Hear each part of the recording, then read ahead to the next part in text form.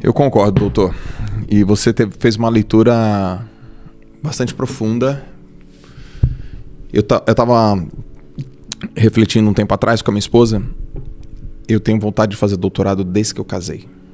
Tem 9 anos isso, né? E aí, ano passado, a gente estava conversando sobre várias coisas, aí voltou esse assunto do doutorado e tal. E aí eu comecei a perguntar para algumas pessoas: o que você acha de eu fazer doutorado? Aí os caras: mas por quê? Você vai dar aula na faculdade? Eu falei: não. Então não. E você vai aumentar o valor das tuas palestras? Eu falei: não. Então por que você quer fazer doutorado? Eu quero estudar. Só por estudar. E aí eu fiquei com aquela inquietação. E aí a Larissa falou assim pra mim: amor, o que você faria se dinheiro não fosse mais o problema? Que pergunta, hein? Porra, cara. Oi, Joel, seu olho tá aqui. Tum. Aí eu falei: doutorado. Aí ela falou: deixa eu te falar uma coisa. O dinheiro não é mais o problema, sabia? Aí eu: caracas, meu. Então a partir de agora, já que eu atingi isso, eu quero conquistar as coisas que o dinheiro não compram. Lógico, para quem tá ouvindo e para quem tá vendo, pode falar: cara, eu não tô nessa fase. Ótimo, você não tá nessa fase.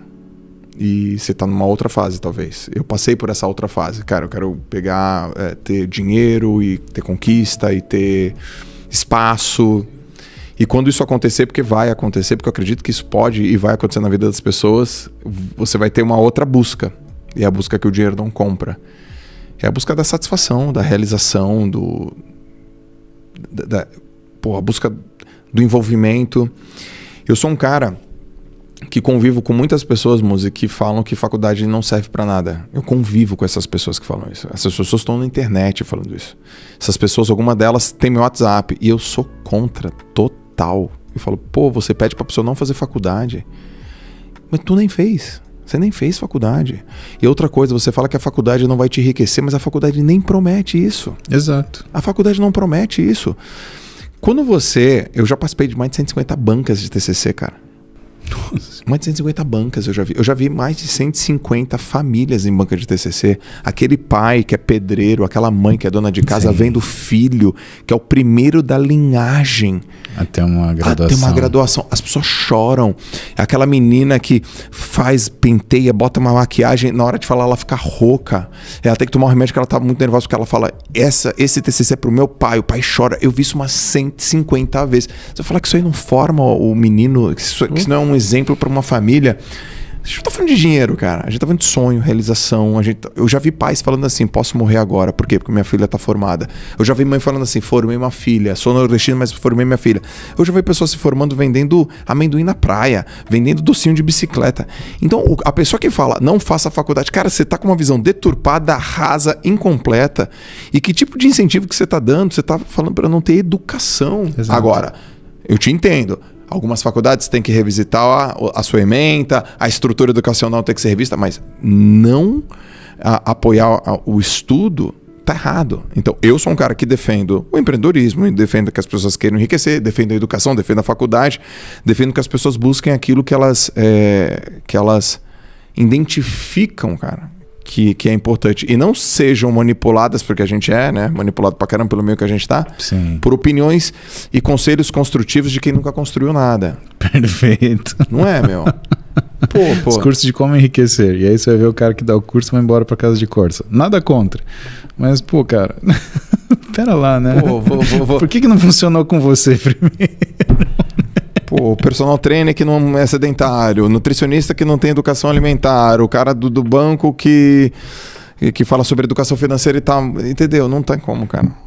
So sorry. Eu faço 2 análises das coisas que você falou, assim, eu faço 2 ponderações. Pelo que eu entendi que você falou, e eu concordo muito, que a faculdade, ela é, na verdade, algo que te faculta, algo que te habilita a, né? Eu acho que isso tem 2 coisas importantes. Primeiro, se te habilita legalmente, ou seja, você Boa. Tem aquela propriedade. A gente vive num estado de direito. As coisas, elas têm uma legalidade para elas acontecerem, né? E o que acontece dentro da legalidade, da validação? Você está falando que você é capaz de fazer uma coisa com uma eficácia e com uma segurança. Chancelado por uma instituição que tem poder de fazer isso. É mais seguro e eficaz você ser treinado por um profissional de educação física que fez uma faculdade de educação física do que por uma pessoa que é um prático que pode ter, né, todas as noções empíricas ou práticas da coisa, mas quando a gente vê populacionalmente os formados em educação física, eles têm essa faculdade, eles têm essa habilidade. Perfeito. Outra coisa que eu te falo, aí é um entendimento meu sobre o que você falou sobre doutorado. O que eu entendo? Quando eu vejo você falar sobre, né, a forma de você se expressar no mundo, eu entendo que você busca por uma autoridade. Autoridade não é quem manda, autoridade não é uma insígnia de poder, autoridade é quem é autor de alguma coisa. Uhum. O doutorado você se torna autor. O mestrado você faz uma análise de uma situação, né? O doutorado você traz uma inovação. A tese. Inovadora. Então você traz uma inovação. Então, quando você fala da vontade de você ser doutor, isso não é uma questão, porque também muita gente acha que isso é uma questão de ego, né? E não tem nada a ver com ego. É a sua vontade de ser autor de algo. Você deixar aquele seu escrito para o mundo e falar, olha, gente, tem alguma coisa na história do mundo que o Joel escreveu. É isso daqui. Né? E isso é extremamente louvável, porque o que você está fazendo? Você está trabalhando na transmissão de conhecimento. Você vai trabalhar vários anos para que as pessoas não tenham que retrabalhar os mesmos anos para chegar na conclusão que você chegou. Você é o autor. Olha, em vez de você ficar 4 anos, 5 anos, 6 anos estudando isso, pega o trabalho do Joel, lê o trabalho do Joel, pronto, você vai ter aquela condição. E isso para mim é uma visão de humildade, sabe por quê? Quando você se resigna a ser um professor doutor ou ser um doutor, o que você está falando? Que você deseja que a progressão, que a evolução, ela aconteça por sua conta. Ou seja, eu estou pisando esse degrau para eu ser um degrau para a próxima geração. Exato. E nessa história, Joel, a única razão da gente, né, que eu vejo, né, da gente dar aula, né, não é para falar o quanto nós somos bons ou o quanto nós sabemos. É para ajudar as pessoas que vieram depois de nós serem melhores do que nós pudemos ser. Porque não tinham pessoas como nós na nossa época. Ou seja, a profissão do doutor, a profissão do professor, por que ela é uma profissão nobre? Porque ela deseja, ela para existir, ela basicamente coloca a gente numa posição que a nossa função é ajudar com que as pessoas superem a gente. Um bom profissional é o que faz o trabalho dele com excelência. Um profissional excelente, um profissional ímpar, é aquele que faz o trabalho dele com excelência, porém, ele prepara os outros profissionais para superá-lo. Essa é a raiz do professor. Essa é a busca da autoridade, da autoria, né? E no seu caso do seu doutorado, pelo menos que eu vejo que as coisas se encaixam para você é mais ou menos por aí, mas aí você me diz. Com certeza. Deu até vontade de voltar a dar aula na faculdade. Alô, faculdades! E daqui a pouco vai vir mensagem aí. Dá até vontade.